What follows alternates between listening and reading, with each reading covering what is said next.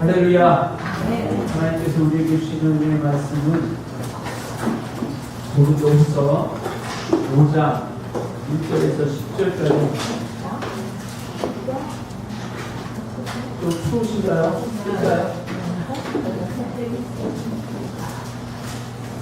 모르나요? 끄져요. 아니 이제 창문을 닫아서 혹시 좀 더우셨는데 그러실까 싶어서. 고린도후서 5장 1절에서 10절까지입니다.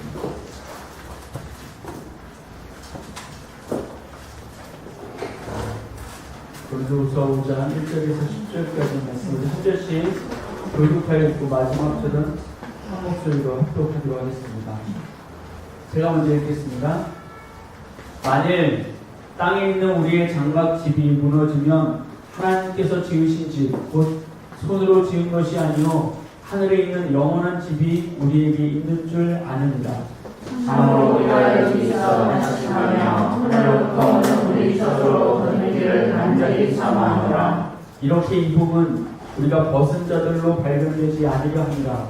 참으로 이 사망에 있는 우리가 짐짓고 같이 안식하는 것은 복보다 아니요 오히려 드리고자 함이니 죽은 것이 생명의 상품바 되게 하려 함이라. 곧 이것을 우리에게 이루게 하시고 보증으로 성령을 우리에게 주신 이는 하나님이시니라. 그러므로 우리가 항상 담대하여 공로를 쓸 때에는 주와 따로 있는 줄 아노니 이는 우리가 믿음으로 행하고 보는 것으로 행하지 아니함이로다. 우리가 담대하여 원하는 바는 차라리 몸을 떠나 주와 함께 있는 그것이라. 그런즉 우리는 몸으로 있든지 떠나든지 주를 기쁘시게 하는 자가 되기를 힘쓰노라. 이는 우리가 다 반드시 그리스도의 심판대 앞에 나타나게 되어 각각 선악간에 그 몸으로 행하는 것을 따라하도록 합니다. 아멘. 짧게 읽은 말씀을 가지고 벗고자 함이 아니오 라는 제목으로 하나님 말씀 함께 나누겠습니다. 절기상 오늘이 한로, 차가운 이슬이 내린다는 한로, 이제 추수를 본격적으로 농부들은 논에서 추수를 본격적으로 하게 되는 그런 시기라고 합니다. 절기가 절기만큼 그 들판에는 코스모스가 아름답게 피는 이제 거의 저가고 있는 거 아닌가 그런 생각도 드네요. 한 3주 전인가 9월 17일 주일 주보에 9월이라는 시가 있었습니다. 그 9월이라는 시가 코스모스를 가지고 이렇게 이야기하는 것인데 굉장히 좀 인상 깊어서 제가 그 시를 좀 생각하고 있었는데 오세영이라는 시인이 쓴 9월이라는 시에 인상 깊었던 그런 내용들이 있습니다. 시인이 그 길길에 피어있는 코스모스를 보면서 아스팔트, 사람들이 깔아놓은 그 아스팔트가 인간으로 가는 길이라면 들길은 하늘로 가는 길이다. 그렇게 이야기합니다. 그리고 코스모스 들길에서 문득 죽은 누이가 생각난다고 그렇게 시로 노래를 했습니다. 아마도 그 코스모스 하늘거리는 못짓이 죽은 누이를 떠올렸는지 모르겠습니다. 저에게 인상 깊었던 구절 가운데 하나는 피는 꽃이 지는 꽃을 만나듯 9월은 그렇게 삶과 죽음이 지나치는 달이라는 구절이었습니다. 어쩌면 9월, 10월, 가을로 접어들면서 이제 꽃들은 다 지고 열매를 맺기 시작하는 절기인데 바로 그 절기에 코스모스는 피어난다는 것이죠. 그래서 코스모스가 9월에 피면서 삶과 죽음이 교차되는, 그 지나치는 것을 상상한 것입니다. 그리고는 코스모스는 왜 다른 꽃들이 지는 계절에 피는 것일까? 이렇게 이야기합니다. 그러면서 사랑이 기다림에 앞서듯 기다림은 성숙에 앞서는 것, 코스모스 피어나는 코스모스 피어나듯 9월은 그렇게 하늘이 열리는 날이다. 이렇게 이야기합니다. 튀는 코스모스를 보면서 코스모스 꽃잎을 보면 항상 하늘 냄새가 난다. 하늘의 냄새가 난다. 이런 구절이 있었습니다. 하늘 냄새가 난다는 게 무슨 뜻일까? 하늘이 생각난다는 뜻이죠. 그리고 코스모스 피는 계절은 삶과 죽음이 교차되는 그런 시기이기 때문에 9월, 그때가 바로 하늘이 열리는 날이다. 이렇게 고백을 한 것입니다. 제가 사진을 찍어보면 코스모스는 하늘을 배경으로 밑에서 코스모스를 찍을 때 가장 이쁘지 않은가 생각이 드는데, 어쨌든 코스모스 꽃잎을 보면 항상 하늘 냄새가 난다고 이렇게 시인 이야기하는 게 참 인상 깊었고, 9월이 하늘이 열리는 날이다. 이런 식구가 참 마음에 와닿았었습니다. 하늘이 열리는 날 9월을 우리가 지나서인지 모르겠지만, 오랫동안 그 1년 또 1년 넘게 이렇게 병상에 계셨던 두 분이 지난 주간에 하늘 아버지의 부르심을 받고 이 땅을 떠나셨습니다. 광고 말씀드렸던 것처럼 최호진 성도님은 수석 당일에 소천하셨고, 어제 오전에는 서인남 성도님께서 우리들 곁을 떠나셨습니다. 연이어서 계속 장례 설교를 준비하면서 그리스도인의 삶과 죽음이라는 문제를 생각해 보게 되었습니다. 산다는 게 뭔가? 그리스도인으로서 산다는 게 뭔가? 그리스도인은 죽음을 어떻게 생각하는가? 이런 생각입니다. 모든 사람들이 죽음을 피하지 못하는 것처럼 그리스도인인 우리들도 죽음을 피할 수가 없습니다. 세상 사람들은 죽음을 인생의 끝이라고 생각을 하고, 그래서 영원한 이별을 하는 시간이라는 뜻으로 장례식 가운데 영결식이라는 말로 부르기도 합니다. 영원한 이별을 하는 시간이라는 뜻이죠. 또 영원한 잠에 들어간다는 뜻으로 영면에 들다라는 말을 표현하기도 합니다. 또 저승에서의 복을 빕니다 라는 뜻으로 보이는 영복을 빕니다 라는 말을 하기도 합니다. 그러나 이런 말들은 사실 그리스도인들의 죽음에 대해서 이야기할 때는 맞지 않은 이야기가 됩니다. 그리스도인들은 죽음이 영원한 이별을 하는 시간도, 또는 영원한 잠에 들어가는 시간도, 혹은 저승에 가서 복을 받는 시간도 아니기 때문입니다. 그리스도인들에게 죽음은 어떤 것일까요? 한마디로 그리스도인들에게 죽음은 부활의 소망 가운데 거하는 시간이다 라고 말할 수 있습니다. 오늘 1절과 2절을 한번 다시 보도록 하겠습니다.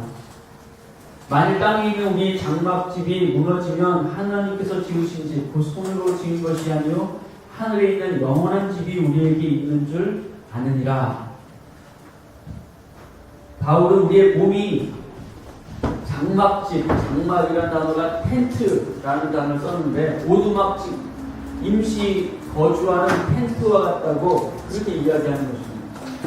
이것은 일시적인 것이기 때문에 언젠가는 무너지게 되어 있습니다. 이것을 사람들은 죽음이라고 말하는 것입니다. 그러나 그리스도인들에게는 이 시간이 다른 집으로 옮겨가는 이사와 비슷하다고 바울은 이야기합니다. 예전에 있던 텐트, 임시 거주지에서 이제 그것과는 비교할 수 없을 정도로 웅장하고 아름답고 온전한 그런 하늘에 있는 영원한 집이 우리를 기다리고 있다, 이렇게 말하고 있는 것입니다. 이 영원한 하늘의 집은 우리에게 허락하실 부활의 신령한 몸을 의미한다고 할 수가 있습니다. 군대 생활이나 혹은 예전에 수재 입은 분들이 임시박사로 피난하는 장면을 본 적이 있습니다. 그때 군생활 하시는 분들은 천막생활 경험해 보시기도 했을 것입니다. 천막은 임시로 있는 것이기 때문에 모든 것이 임시입니다. 잠깐 비나 햇빛을 피하는 것을 목적으로 하기 때문에 햇빛이나 추위나 그런 바람으로부터 완전하게 피할 수가 없습니다. 천막은 또 손으로 지은 것입니다. 천막을 세울 때는 보통 손으로 끈을 당기는데 이렇게 하다 보니까 이 천막은 견고할 수가 없습니다. 그러나 하늘에 있는 집은 사람이 손으로 지은 것과 같지 않다. 성경은 이렇게 이야기하는 것입니다. 영원한 이 집은 사람이 손으로 지은 것이 아니기 때문에 하나님이 예비해 놓고 계시는 것이요 그렇게 완전하고 온전한 집이라고 이야기하는 것입니다. 하나님께서 우리에게 허락하실 부활의 몸은 지금 우리가 입고 있는 이 육체의 몸과는 비교할 수 없을 정도로 완전하고 온전한 것이 될 것입니다. 우리는 이것을 다 상상하기 어렵습니다.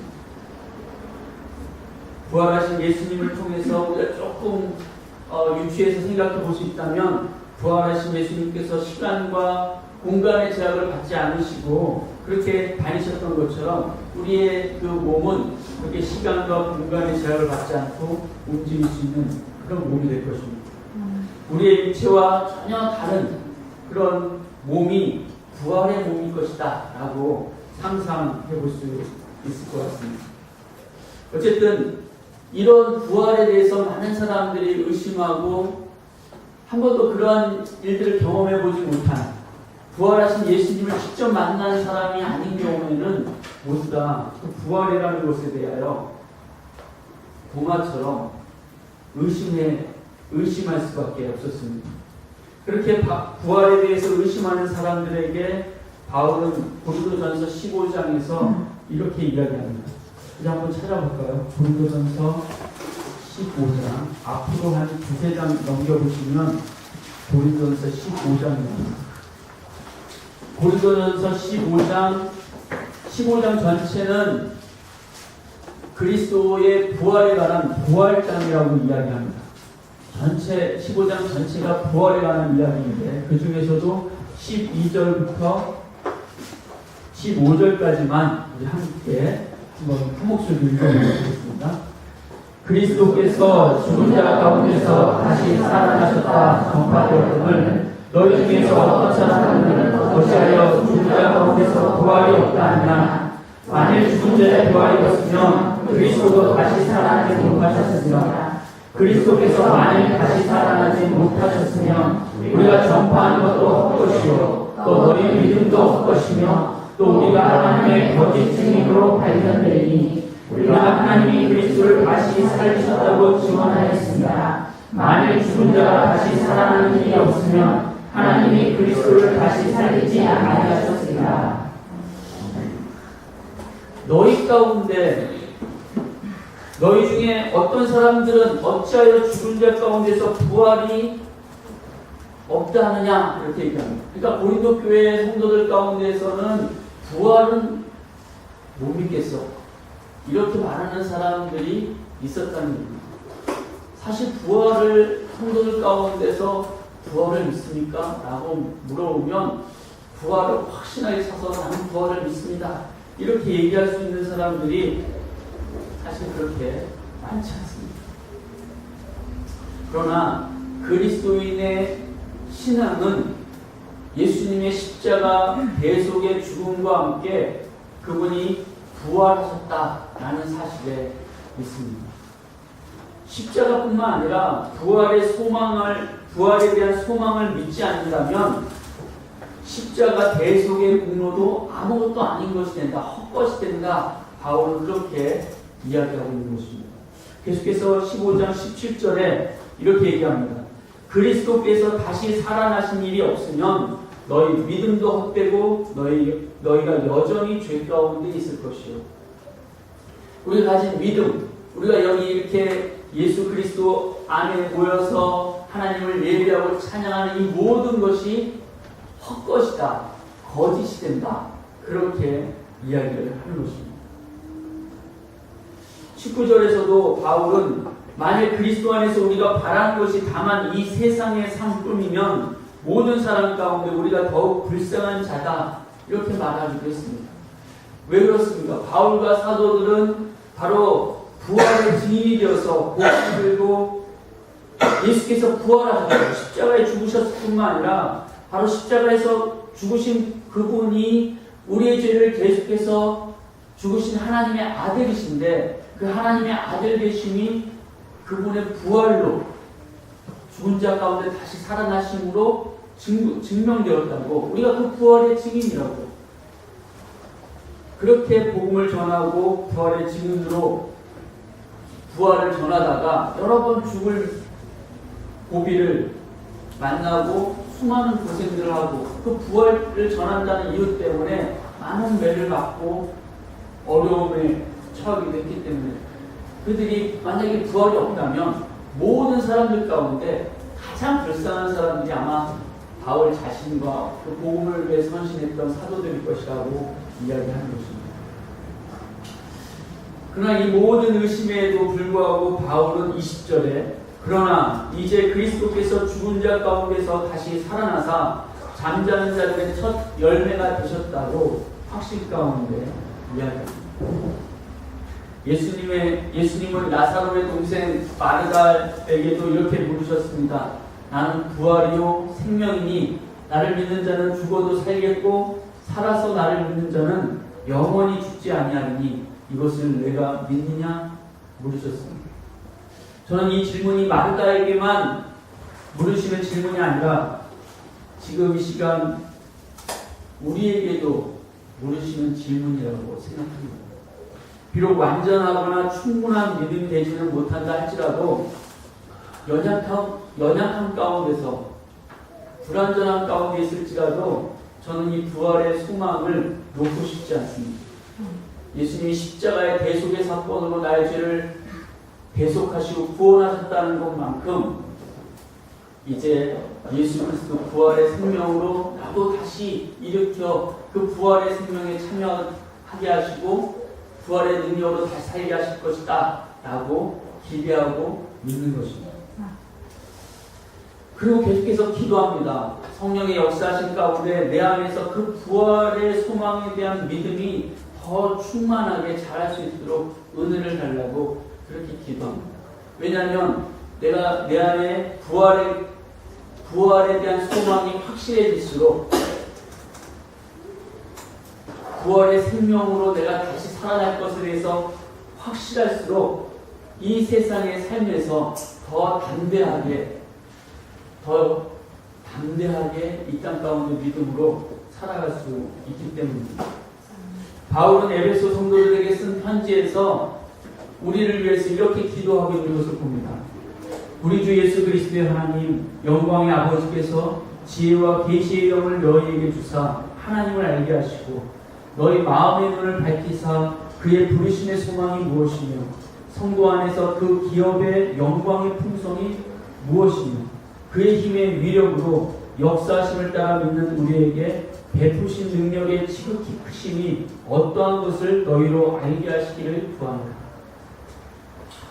하나님이 어떤 분이신지, 하나님이 왜 우리를 부르셨는지, 그리고 성도 안에서 그 기업에 하나님이 우리에게 유업으로, 유산으로 예수 안에서 주실 그 기업의 영광의 풍성함이 어떠한지, 그 힘의 능력으로 우리에게 베푸신 것이 어떤 것인지 알기 원한다. 이렇게 기도하면서 20절에 그 크신 하나님의 능력으로 하나님은 죽은 자들 가운데 예수를 다시 살리셨다라는 말을 하고 있습니다. 그리고 우리도 그 능력의 지극히 크심으로 다시 살리심을 받을 것이라고 바울은 강조하는 것입니다. 바울의 편지 곳곳에서 이런 구절들을 발견할 수 있는데 빌립보서 3장 21절의 말씀에서도 그는 만물을 자기에게 복종하게 하실 수 있는 자의 역사로 우리의 낮은 몸을 자기 영광의 몸의 형체와 같이 변하게 하시리라. 예수 부활의 그 신령한 몸과 같이 우리의 그 낮은 이 육체의 몸도 그렇게 그 영광의 몸으로 변하게 하실 것이랍니다. 우리가 이것을 어떻게 이런 일이 일어날 수 있을까? 생각하는 것에 대하여 바울은 하나의 씨앗이 땅에 떨어지고 그 씨앗은 썩어지지만 그 씨앗의 형체는 사라지지만 그 씨앗의 생명, 그 씨앗 안에 있던 생명이 열매를 뿌리를 내리고 줄기를 내고 새로운 식물로 자라나는 것을 두고서 부활에 대한 설명을 하기도 했습니다. 우리는 잘 알듯이 애벌레가 나중에 나비로 이렇게 모양이 바뀌는 것을 우리가 잘 알고 있긴 합니다. 태중의 아이는 10개월 동안 엄마 뱃속에 있지만 그게 자신의 모든 세계, 자신의 우주 전체인 줄 알고 있지만 태어나면서 더 넓은 세상, 생각지도 못했던, 상상하지 못했던 새로운 세상이 존재하고 있다는 사실을 태어나면서도 깨달을까요? 태어나서 알게 될 것입니다. 우리도 아마 그럴 것입니다. 하나님의 약속의 말씀을 우리가 받아서 부활의 신령한 몸으로 다시 태어날 것이다 말씀하고 있는데 그것이 과연 어떠한 세상일 것인가 우리는 다 상상할 수 없지만 그러나 하나님의 약속의 말씀을 의지하고 우리가 그것들을 기대하고 바랄 수 있습니다. 바울은 오늘 이 고린도후서 5장의 본문에서 이 세상에서의 우리 삶의 상태가 완전하지 못하다라는 것을 손으로 지은 장막이라는 표현으로 말했습니다. 손으로 우리가 이 지금의 상태는 손으로 지은 장막과 불완전한 상태라는 것입니다. 이것을 좀 더 구체적으로 설명한 것이 4절이라고 할 수 있습니다. 고린도후서 5장 4절에 참으로 이 장막에 있는 우리가 짐진 것 같이 탄식하는 것은 벗고자 함이 아니요 오히려 덧입고자 하니 죽을 것이 생명의 삼킨 바 되게 하려 함이라. 이 장막, 이 손으로 지은 것과 같은 이 육체의 장막은 짐진 것과 같은 그런 상태에서 탄식하는 삶이라고 이야기하는 것입니다. 무거운 짐을 지고 있는 삶, 마치 2000년 전 또는 3000년 전 이집트 노예들을 떠올려 보면 그 노예들이 무거운 짐을 지고 탄식하면서 걸어가는 모습을 상상해 볼 수 있을 것입니다. 무거운 짐을 지고 있으면 결코 편안할 수가 없습니다. 우리가 이 세상을 육체를 입고 산다고 하는 것은 무거운 짐을 지고 탄식하는 것과 같은 삶이다. 바울은 그렇게 이야기하는 것입니다. 결국 우리가 몸을 갖고 있기 때문에 먹고 살아야 하는 것에 대한 수고의 짐을 지게 됩니다. 그들은 육체를 입고 있기 때문에 예수 그리스도 안에서 거룩하게 변화했다라고 구원받은 의인이라고 고백을 하면서도 늘 죄와 유혹과 싸우는 그런 긴장 상태에 수고의 짐을 지고 있기도 합니다. 물론 이 세상을 사는 동안에는 때로 재미있는 것들이 있습니다. 친구를 사귀기도 하고 경치가 좋은 곳에 놀러 가기도 합니다. 그러나 우리의 삶에 늘 따라다니는 무거운 짐이 있습니다. 학생들은 놀러 다니면서도 중고등부 학생들은 입시라는 무거운 마음의 짐이 늘 따라다닙니다. 대학을 졸업하고 난 후에도 청년들에게는 취업이라고 하는 무거운 짐이 계속해서 따라다닙니다. 대학을 졸업하고 난 후에도 취업뿐만 아니라 또 결혼이라고 하는 결혼을 해야 한다라는 어떤 그런 무거운 짐을 지고 살기도 합니다. 결혼을 하고 난 후에는 이제 아이가 생겨야 되는데 하는 무거운 짐이 생기니까 아이가 생기고 난 후에는 이 아이를 내가 제대로 키워야 되는데 하는 무거운 짐이 생겨요. 아이를 키우고 난 후에는 내가 제대로 못 키운 것 같은 것에 대한 수고하고 무거운 마음의 짐을 짊어지고 합니다. 우리 최인환 지사님의 아버님 최호진 선생님이 마음의 짐이 어떤 것이 있냐고 했더니 자녀들에게 잘해주지 못한 것이 마음의 무거운 짐을 하는 그런 말씀을 하시게 됐습니다. 인생이 고해, 고통의 바다다라고 말하기도 하는 것처럼 우리는 늘 수고하고 무거운 짐을 지고 살아갑니다. 그 가운데서 탄식하는 것입니다. 개인적으로만 이렇게 수고하고 무거운 짐을 사는 것도 아닙니다. 환경 오염이 기후 변환이 하면서 우리가 사는 이 세상도 무거운 짐을 지고 있습니다. 로마서 8장 22절을 보면 이 세상에 하나님이 지으신 피조물들도 우리가 사는 세상 속에서 우리와 함께 탄식하며 함께 고통을 겪고 있다고 그렇게 말하게 됐습니다. 피조물들도 탄식하고 있습니다. 우리는 북한의 핵 위협과 강대국들의 그런 힘겨루기 사이에서 힘없는 국가로서 탄식하기도 합니다. 저는 아직 보지 못했지만 소설가 김문의 소설을 배경으로 한 남한한성 그 영화의 이렇게 본 분들이 그런 약소 국가 속에 이럴수도 저럴도 못하는 굴욕적인 그런 우리 조선의 모습, 그것이 지금 우리들의 모습이 아니라 그렇게 탄식하는 말들을 보고자 했습니다. 뿐만 아니라 전쟁과 테러의 공포 속에서 불안해하면서 삶의 무거운 짐을 지고 있기도 합니다.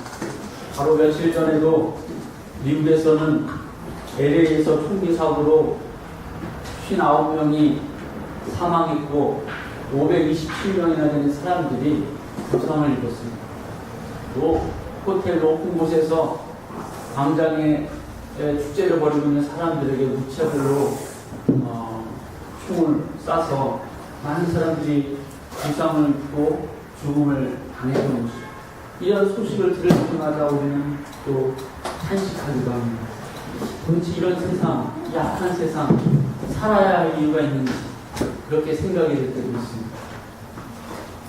그러나 오늘 여기에 아주 중요한 말씀이 본문에 있다고 생각합니다. 4절 말씀을 다시 한번 읽어보겠습니다. 4절을 한 목소리와 함께 읽어보겠습니다.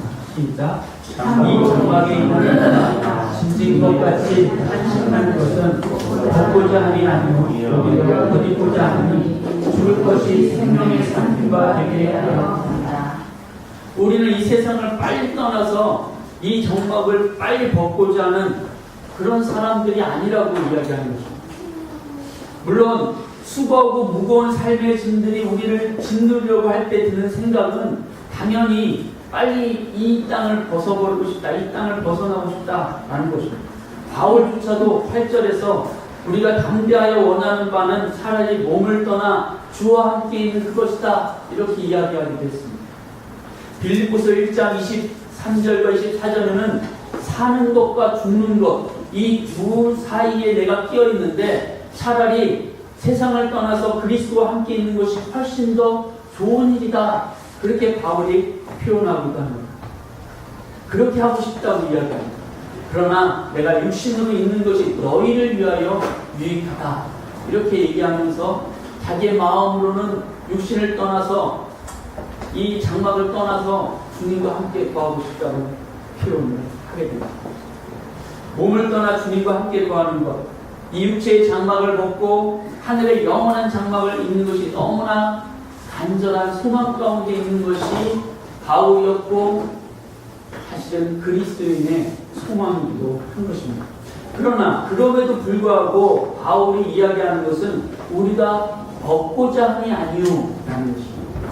벗고자 함이 아니라 오히려 덧입고자 함이니 죽을 것이 생명의 삼킴바 되게 하려 합니다 라고 말합니다. 죽을 것이 이 죽을 육체가 생명의 영원한 생명에 덧입혀진다라고 이야기합니다. 이 옷을 벗어버리는 것이 아니라 이 옷 위에 새로운 생명이 덧입혀진다고 이야기하는 것이죠. 이 본문에 대해서 여러 사람들이 여러 의견을 이야기합니다. 제가 봤을 때는 이렇습니다. 우리는 이 간절한 육체를 벗고자 하는 간절한 소망이 있지만 이것을 벗는 것이 우리 삶의 하나님의 뜻이 아니라 우리는 우리 인생을 벗어버리려고 노력하는 사람들이 아니라 오히려 생명의 삼킴바 되게 하려는 사람들, 하늘의 생명으로 덧입고자 하는 사람들이라는 것입니다. 이것은 이 땅의 삶을 부정하고 외면하려는 태도가 아니라 오히려 이 세상을 바꿔서 죽음에서 생명으로, 어둠에서 빛으로 이 세상을 바꿔놓으려고 하는 인생을 사는 사람들, 그들이 그리스도인이라고 이야기하는 것입니다. 세상이 아름답고 세상이 좋아서가 아니라 세상을 변화시키고자 하시는 하나님의 뜻을 알기 때문인 것입니다. 하나님은 죽을 것이 생명에 삼킨 바 되게 하려 하시는 분이다 라는 사실을 그리스도인들은 안다는 거죠. 나만 구원받고 나만 육체를 이 장막을 벗어서 하나님께로 가는 것이 아니라 죽을 것, 죽음에 다다른 이 죽을 존재들을 생명에 삼킨 바 되게 하려는 하나님의 선하신 뜻 가운데 함께 부르심을 입었기에 그 뜻 가운데 살려고 하는 사람들이 그리스도인이라는 것입니다. 우리는 하나님이 죽을 것이 생명에 삼킨 바 되게 하려는 것이 하나님의 분명한 뜻이라는 사실에 아멘 해야 합니다. 그것이 그리스도입니다. 그리고 이것은 하나님이 친히 이루시려고 하시는 하나님의 뜻이라는 사실을 우리가 분명히 아는 것도 필요합니다. 하나님은 세상을 버리시는 분이 아닙니다. 하나님은 이 죄악의 세상을 외면하거나 부정하거나 이 세상으로부터 떨어져 있기를 원하시는 분이 아니라 이 세상 속에, 이 세상 역사 속에 들어오셔서 적극적으로 이 세상을 변화시키고 싶어 하시는 분이다 하는 것입니다. 그것이 죽을 것을 생명에 삼킨 바 되게 하려고 하시는, 그렇게 죽을 것이 생명에 삼킨 바 되게 하시려고 역사하시는 그분이 하나님이시라는 것입니다. 그리고 이것을 하나님이 우리를 통해 하시고 싶어 하신다고 바울은 이야기합니다. 하나님께서 친히 우리를 통해서 이 일을 이루시고 우리 안에서 이 일을 이루시겠다고 하시는 보증으로 성령을 보내주셨다고 바울은 이야기합니다. 5절의 말씀을 다시 한번 읽겠습니다. 곧 이것을 우리에게 이루게 하시고 보증으로 성령을 우리에게 주시는 하나님이십니다. 하나님이 우리에게 이것을 이루게 하시고 보증으로 성령을 우리에게 주셨다. 보증이라는 것은 일종의 계약에서 반드시 그 계약을 이행하겠다고 하는 뜻으로 주는 보증금과 같은 그런 의미가 있습니다. 하나님이 우리에게 이루게 하시는데 하나님이 친히 그 일 가운데 함께 하시고 그 일이 이루어지도록 죽을 것이 생명에 삼키운 바 되는 그 일을 이루어지게 하겠다고 보증으로 우리에게 성령을 보내셨다는 것입니다. 그런 점에서 성령이 너희에게 임하시면 너희가 권능을 받는다라고 하시는 사도행전 1장 8절의 말씀은 우리에게 권능을 주신 이유가 예루살렘에서 사마리아에서 온 유대와 땅끝에서 각자 삶의 영역에서 예수 증인의 삶을 살게 하시기 위함이라고 말씀하셨는데, 다른 의미로 오늘 본문 말씀과 같은 배경 속에서 생각하자면 바로 그 일이, 그 증인된 일이 죽을 것이 생명에 삼킨 바 되게 하려 하시는 하나님의 일이라고 할 수가 있는 것입니다. 오늘 본문 고린도후서 5장 뒷부분에 나오는 표현들로 보자면 세상을 하나님과 화목하게 하는 그 일로 우리를 부르셨다는 것입니다. 세상이 하나님과 화목하게 되어져서 죽을 것이 생명에 삼킨 바 되게 하려는 그 일로, 그 자리로 우리를 부르셨다는 것입니다. 우리가 잊지 말아야 할 것은 이것이 그리스도인들에게 맡겨진 책임이라는 사실입니다. 예수 믿는 사람들은 예수 그리스도를 믿는 믿음 때문에 구원을 얻고 천국에 가서 그 천국의 삶을 영유하는 나만을 위한 삶이 아니라 죽을 것이 생명에 삼킨 바 되게 하려고 이 불안과 공포와 수고하고 무거운 이 세상을, 나도 수고하고 무거운 짐을 지고 있지만 그렇게 수고하고 무거운 짐을 진 이 세상을 예수 그리스도 안에서 자유케 하고 이 죽을 세상에 생명을 선포하고 하나님 나라의 능력을 선포하는 것, 그것을 드러내는 일이 우리에게 맡겨진 일이라고 성경이 말하고 있는 것입니다.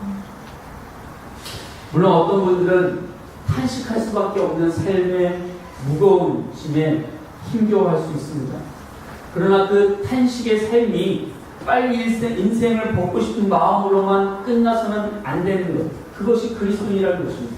그리스도인들은 더 나은 삶, 더 나은 세상을 향한 죽을 것이 생명에 삼켜지는 일들이 일어나는 그 세상을 향한 하나님의 꿈에 동참하고 하나님의 일에 쓰여지기 원해서 나도 죽을 것 같은 그런 무거운 짐을 지고 있을 때조차도 그것을 주님께 계속해서 맡겨드리면서 그런 변화된 세상을 위하여 기도하는 것이 그리스도인이라는 것입니다.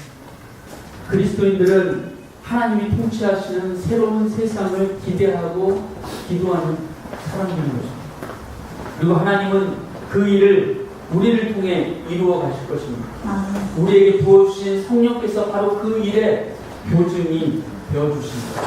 성령께서 우리 안에 역사하셔서 우리의 삶의 모습들을 통해서 우리의 삶의 자리를 통해서 그 일을 이루어 가실 것입니다. 마지막으로 바울은 우리가 모두 다 반드시 그리스도의 심판대 앞에 나타나게 되어서 각자가 그 몸으로 행한 것을 판단받게 된다고, 그 행한 것을 따라서 받게 된다고 그렇게 10절에 이야기하고 있습니다. 무엇을 우리가 받게 된다는 것일까요? 저는 우리 삶의 열매를 우리가 받게 된다고 생각합니다. 물론 이것은 구원과 관계된 그런 심판이 아니라 상급과 관련된 심판이라고 그렇게 말합니다. 그런데 그 기준이 무엇일까요? 무엇을 통해서 우리가 어떤 기준으로 우리 몸의 열매를, 우리 몸이 행한 일을 그 심판대 앞에서 결과물로 받게 될까요? 9절에 그 기준을 이렇게 얘기합니다. 몸으로 있든지 떠나 있든지 무엇을 하든지와 상관없이 항상 주를 기쁘시게 하는 자가 되려고 합니다. 그것이 상급의 기준이 될 것이라는 것입니다. 주를 기쁘시게 하는 것, 하나님의 뜻을 따라 행하려고 하는 것, 예수님이 가신 그 길을 따라가려고 하는 것, 그것이 우리가 하나님의 심판대 앞에 섰을 때 우리 삶의 열매를 드려지는 기준이 될 것이라는 것입니다. 좀 더 자세하게 생각을 해보고 싶습니다. 무엇이 주님을 기쁘시게 하는 걸까요? 무엇이 하나님의 뜻을 행하는 것인가요? 예수님이 말씀하신 비유에서 우리가 그것을 배울 수 있는데, 마태복음 25장 31절에는 예수님이 비유로 말씀하실 때 인자가 자기 영광으로 모든 천사와 함께 올 때에 자기 영광의 보좌에 앉아서 모든 민족을 목자가 양과 염소를 나누는 것처럼 그렇게 좌우로 나누겠다고, 심판대 앞에서 그렇게 나누겠다고 말씀하셨습니다. 그때 심판의 기준이 무엇이었나요? 그 왕이 이야기합니다. 내가 줄일 때 너희가 먹을 것을 주었고 목마를 때 마시게 하였다. 나그네 되었을 때 영접하였고 헐벗었을 때 옷을 입혔다. 병들었을 때 돌보았고 옥에 갇혔을 때 와서 보았다. 이렇게 말씀하셨습니다. 의인들은 언제 우리가 주님께 그렇게 했습니까? 이렇게 묻자 예수님이 얘기합니다. 여기 내 형제 중에 지극히 작은 자 하나에게 한 것이 곧 내게 한 것이다. 그러니까 예수님이, 하나님이 가장 기쁘시게 여기는 것은 우리들 가운데 가장 작은 자에게 물 한 모금, 우리 가운데 가장 연약한 사람들의 삶을 찾아보는 것, 그들의 필요를 함께 나누려고 하는 것, 그것이 주님을 기쁘시게 하는 것, 하나님의 뜻이라고 말씀하고 있는 것입니다. 그 작은 자가 나라고 주님이시라고 그렇게 말씀하셨습니다. 우리가 하나님께 나와서 예배하지만 가장 하나님이 기뻐하신 예배는 어쩌면 과부와 고아를 돌아보는 것, 세상에 연약한 우리의 이웃을 내 몸처럼 돌아보고 사랑하는 것, 그들과 내 것을 나누고 고통과 아픔 가운데 있는 그런 낮은 자들을 보살피는 그것이라고 할 수가 있습니다. 하나님이 연약하고 무익한 나를 돌아보셨고 사랑하셨듯이 나도 그렇게 내 주변의 이웃을 소중히 생각하고 사랑하고 그들과 함께 하는 것, 그것이 하나님이 기뻐하시는 뜻이라고 할 수가 있는 것입니다. 죽을 것이 생명에 삼켜지도록 그렇게 작은 자를 향해서 우리가 걸어가서 그들과 같은 자리에 서고 그들과 손을 맞잡고 그들을 가슴으로 따뜻하게 품는 것이 주를 기쁘시게 하는 것이요 하나님의 선하신 뜻이다 라고 할 수 있는 것이죠. 이와 같이 예수님이 우리 안에서 행하시는 것을 우리가 삶의 자리에서 사람들에게 나타낼 때 그것이 심판대 앞에서 우리가 받을 삶의 열매라고 성경은 말하고 있는 것입니다. 어쩌면 오늘 찬양 가운데도 나는 죽고 주가 살면 나는 죽고 주가 살면 우리가 계속 그 찬양을 했는데 찬양하면서도 한편은 찔리기도 하고 한편은 기도가 되기도 하고 그렇죠. 우리가 우리 자신을 부인하기는 어렵습니다. 그러나 내 안에 계신 예수께서 나를 통해서 드러나시도록 그렇게 자꾸 할수록 그것이 우리의 열매가 되는 거예요. 주님의 나라를 이루어가게 된다. 우리가 찬양한 것처럼 그것이 하나님의 일로 죽을 것이 생명의 삼킴바 되는 일로 나타나게 될 줄 믿습니다. 천국을 소유한 우리는 어쩌면 어서 빨리 선인아 모모님 말씀하신 것처럼 잠자다가 그냥 빨리 천국에 가는 것이 가장 큰 소원이라고 그렇게 말씀하셨듯이 우리도 뭐 그렇잖아요. 삶이 지금 너무 날마다 돌아오는 카드 월급 받는 분들은 이번 한 달이 꽃 같은 꿀과 같은 한 달이었어요. 그렇죠? 그러나 같은 집에 사시는 자영업자 일하는 분들에게 월급 주려면 참 이 짐을 어떻게 져야 되나 고통스러운 한 달 10월 연휴 기간이었는지 모르겠어요. 잠자듯이 그냥 아무 다 내려놓고 그냥 가면 얼마나 좋겠습니까? 그것이 무거운 짐을 지는 우리들 또는 천국을 소유한 우리들의 소망이 될 것입니다. 그러나 바울은 이야기합니다. 벗고자 함이 아니다. 덧입고자 합니다. 하늘로부터 오는 생명, 죽을 것이 그 생명에 삼킴바 되게 하려 하시는 하나님의 일을 우리가 감당하려고 이 땅에 사는 것이다. 바울이 그렇게 얘기합니다. 바울만의 일이 아니라 오늘 그리스도 예수 안에서 하나님의 백성들로 부르심을 입은 저와 우리 모든 하늘의 성도님들의 사명인 줄 믿습니다. 우리가 할 수 있는 대로 우리 삶의 자리에서 하나님과 믿음으로 동행하시는 그런 한 주간 되시길 주님 예수님의 이름으로 축원드립니다. 아멘.